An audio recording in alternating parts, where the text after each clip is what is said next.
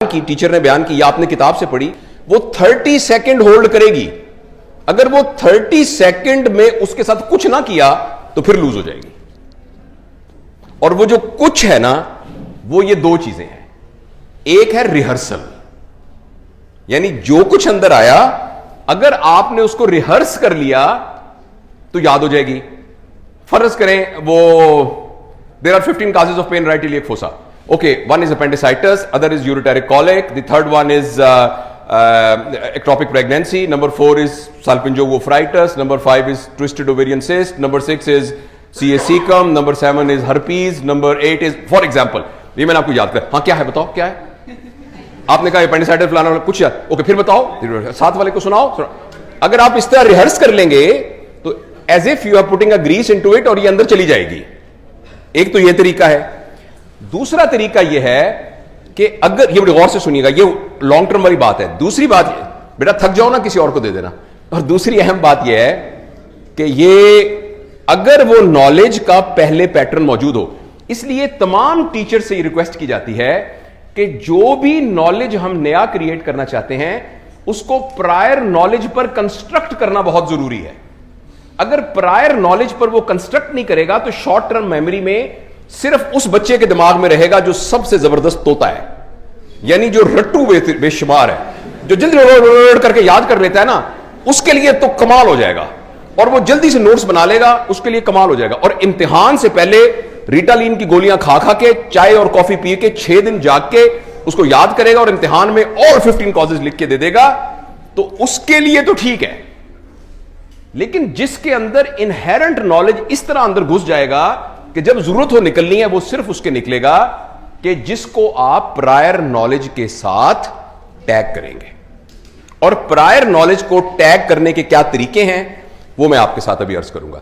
ये सिर्फ टीचर्स के लिए नहीं है, स्टूडेंट भी इन बातों से समझ सकते हैं कि कैसे मैं उसको अंदर गुजार सकता हूं।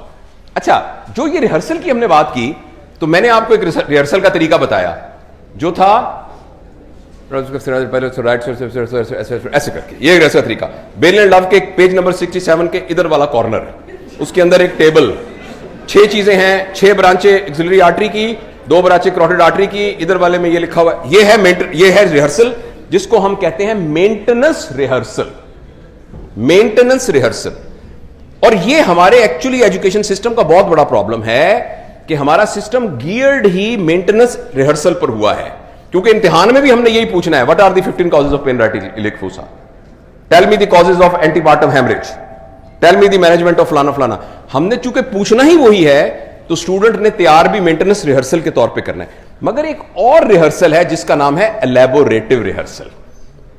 अगर हम बच्चों को और टीचर्स खुद रिहर्सल को, एलैबोरेटिव रिहर्सल स्टूडेंट्स को सिखा दें, तो वो जब सेंसरी मेमोरी से शॉर्ट टर्म मेमोरी के अंदर घुसा है तो वो घुस के वहां लॉन्ग टर्म मेमोरी के अंदर टैग होकर जाएगा। टैग से क्या मुराद है कि जैसे अब सर के पास 200 फाइलें आई हैं आज, तो सर ने ये कहा कि स्टूडेंट्स का मैटर के आगे मैं ग्रीन टैग लगा लेता हूं, फैकल्टी के आगे मैं नीला टैग लगा लेता हूं, और जो मेरे पर्सनल लेटर्स हैं उनमें व्हाइट टैग लगा लेता हूं। अब वो फाइल के अंदर जब इस टैग के होकर चला गया तो आप जब भी ये खोलेंगे, स्टूडेंट्स वाली फाइल होगी तो ग्रीन खोल लेंगे। तो नॉलेज टैग हो जाता है। अगर रिहर्सल को हम मेंटेनेंस रिहर्सल ना कहें बल्कि इलैबोरेटिव रिहर्सल करें। इलैबोरेटिव रिहर्सल क्या होती है? इलैबोरेटिव रिहर्सल ये होती है, उसकी बड़ी मिसाल ये है, अगर आप नोट्स से पढ़ेंगे तो ये होगी मेंटेनेंस रिहर्सल, अगर आप टेक्स्ट बुक से पढ़ेंगे तो ये होगी इलैबोरेटिव रिहर्सल। ये उसकी एक मिसाल है। आप हैरान होंगे कि पेपिलरी कार्सिनोमा ऑफ थायराइड का क्या इलाज है, वो आप नोट्स में लिखा हुआ है। 1 सेंटीमीटर से कम हो तो इतना, 1.2 से 2 और 1 के दरमियान हो तो इतना, 2 हो तो इतना। तो ये 3 बातें आप याद रख लें, पता लग गया, नोट्स में ये लिखा होता है। लेकिन ये जब आपको याद होगा ना, ये याद होगा थ्रू मेंटेनेंस रिहर्सल। आपने 25 सफ़े पढ़े बेल एंड लव के या शॉर्ट्स के, एंड में नतीजा क्या निकला कि 1 सेंटीमीटर से कम हो तो ये, 1.5 से तो इतना, 2 इतना। वही नतीजा निकला जो नोट्स में लिखा हुआ था, लेकिन पढ़े उसके लिए आपने 20 सफ़े। लेकिन अब जो रिहर्सल हुई है, इस रिहर्सल का नाम है एलैबोरेटिव रिहर्सल। अब ये नॉलेज आपके एग्जाम के लिए काफी नॉलेज सिर्फ नहीं है, ये आपके प्रैक्टिकल यूज के वक्त भी निकल आएगा। जब एक पेशेंट आएगा तो उस वक्त ये नॉलेज निकलेगा, अगर आपने उसको बोतल में डालते वक्त एलैबोरेटिव रिहर्सल की थी। बात समझ में आई मेरी? इसीलिए टेक्स्ट बुक हैं सिर्फ इम्तिहान से, यानी जो नोट्स हैं इम्तिहान से 4 दिन पहले पढ़ने के लिए, और किताबें हैं। आपको इतनी बड़ी किताब पढ़ने का फायदा क्या? एंड में बातें तो वही 4 पता चली हैं, मगर वो जो 4 बातें पता चली हैं वो आपकी शॉर्ट टर्म मेमोरी में घूमती रहेंगी, लॉन्ग टर्म मेमोरी में नहीं डाली जाएंगी। लॉन्ग टर्म मेमोरी में तभी जाएंगी अगर आप उनकी एलैबोरेटिव रिहर्सल करेंगे। मैं आपको कुछ और भी मिसालें देता हूं। एक तो टेक्स्ट बुक और नोट्स वाली मिसाल दी, और आप ये एक बड़ी टर्म है, अगर वो साइकेट्री वाले हमारे इरफान साहब थे तो वो हमें ज्यादा बताते। जिस वक्त हम मेंटेनेंस रिहर्सल करते हैं, रट्टा लगाते हैं, सर में दर्द होता है कि नहीं? सच बताना।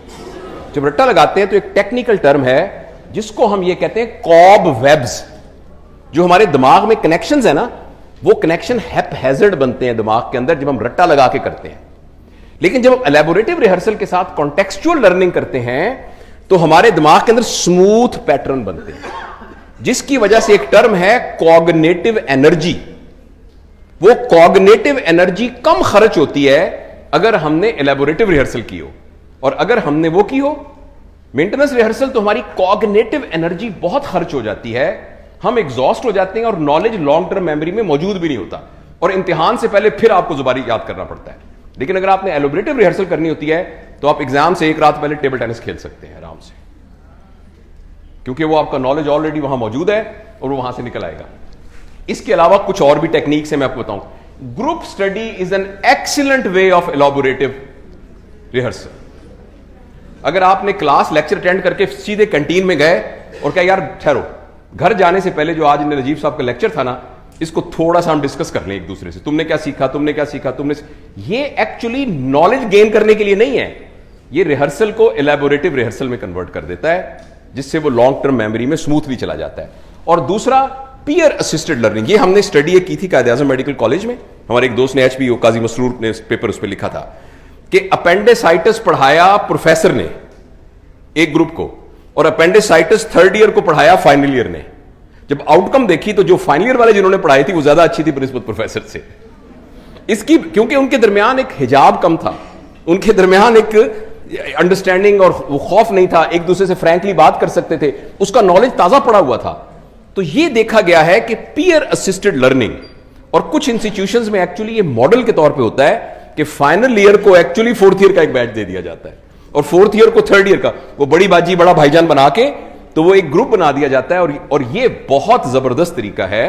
तो आप में से 4th ईयर के स्टूडेंट कौन से हैं? ओके, 3rd ईयर के कौन है? चलो 3rd ईयर के सारे स्टूडेंट एक एक अपना कोलीग सीनियर देखें, शाम को उनको नमक मंडी पे खाना खिलाएं और उन्हें कहें जो आज मैंने पढ़ा है वो आपने मुझे पढ़ाना है। तो आप देखिएगा जब वो उसी दिन आप अपने बाजी या भाईजान से पढ़ेंगे ना, I am sure this clap is not for me, this clap is for नमक बंदी। मैं ऐसे खामखा खुश ना हूं कि मेरे लिए ताली बजी है, ये वो जो गोश्त का जायका आ रहा है ना उसकी वजह से ताली बजी है। तो मेरा बेटा कहने का मकसद ये है कि अगर आप इसको प्रैक्टिस करें, आप देखिएगा कि एग्जाम से पहले आप ऐसे रिलैक्स फिर रहे होंगे, क्योंकि अब आपका नॉलेज एक कंटेक्चुअल वे में अंदर चला जाएगा। तीसरी अहम चीज है टीचिंग, ये भी पीयर असिस्टेड है। Teaching is the best way of learning. हम जब सर इस्लामाबाद में पढ़ते थे तो नया नया सेट थ्योरी एक आई, तो मैथ के टीचर की वर्कशॉप हुई, उन्होंने हमें सेट पढ़ाया। सेट में ये नहीं समझ आ रहा था कि नल सेट क्यों नहीं, एक सेट है उसमें कुछ भी नहीं है तो वो किस बात का सेट है, तो यही बात किसी को समझ में नहीं आ रही थी। तो बाद में उसी की बेस पे कंप्यूटर बना सारा कुछ। तो हमारे एक आरिफ साहब थे, पता नहीं अल्लाह उनको गरीक रहमत करे हैं या अल्लाह उनको बरकत दे, पता नहीं वो हैं कि नहीं, तो वो उन्होंने हमें पढ़ाया। लेक्चर लेने के बाद कहने लगे आपको सेट समझ में आया? हमने कहा नहीं सर। कहते कल पढ़ाऊंगा। कल फिर पढ़ाया। बेटा आपको समझ में आया? हमने कहा नहीं सर। कहते कल फिर पढ़ाऊंगा। तीसरे दिन फिर कहा, हमने कहा नहीं सर। कहते अल्लाह का शुक्र है आज मुझे समझ में आ गया। तो actually teaching is the best way. 4th year ने अगर तैयारी करनी है तो 3rd ईयर के बाजी और भाईजानों को पढ़ाना शुरू कर दे। तो आप देखिएगा कि this will actually enhance your elaborative rehearsal and will keep the knowledge fixed in your mind. और ये देखिए एक और जबरदस्त तरीका है, जिन लोगों को माइंड मैप बनाने की आदत है, कार्डियक साइकिल ना, ये हार्ट है, ये सिस्टोल है, ये डायस्टोल है, ये कंट्रैक्ट हुआ, अगर उनको ऐसे तीरों के साथ, इसको कहते हैं माइंड मैप। और ये एक बड़ी स्किल है। अगर आप हर चीज का जो आपने फार्माकोलॉजी पढ़ी, एनाटॉमी पढ़ी, फिजियोलॉजी, उसी दिन शाम को उसका माइंड मैप बना लें, चाहे वो बना के अगले दिन जहाज बना के उसको फेंक दे, उसको ना कागज संभाल के भी ना रखें, this is a very good way of doing elaborative rehearsal, right. और एक जो है